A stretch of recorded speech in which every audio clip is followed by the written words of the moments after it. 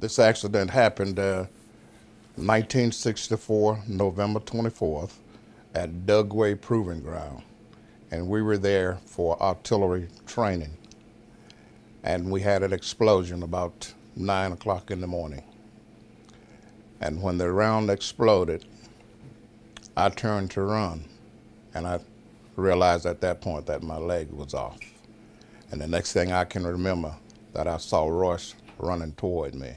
Well, from that point, I treated Roy, tried to stop the bleeding, and take care of him, and we radioed in for a helicopter for immediate evacuation to the hospital.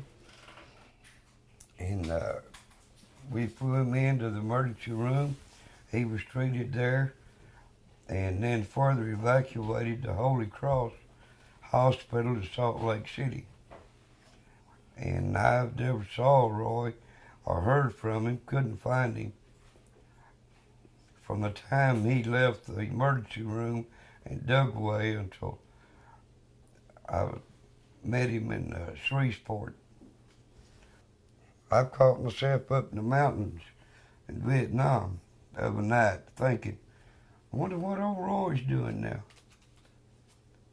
I've been in the rice paddies, mud up to my chest and belly the other night, laying out there, and leeches all over me. I wondered about Roy. Did Roy ever make it? Yeah, I went looking for him. I went to Salt Lake City. I went back to the scene of the crime, so to speak. And that's where I found a newspaper article about Royce, and I recognized he was from Abilene. And then, well, Royce and I both had relatives incarcerated, and they were talking about the story of the accident, and one recognized what I think it was Royce's son-in-law recognized the name Mahoney, and that sparked the search, so to speak, and in which I think he may have sent Mr. Sutton's wife a letter letting her know that they had found this particular guy.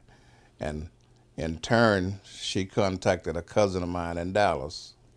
That cousin contacted me, and then I in turn made contact with her, and then we set up a time so we could get together.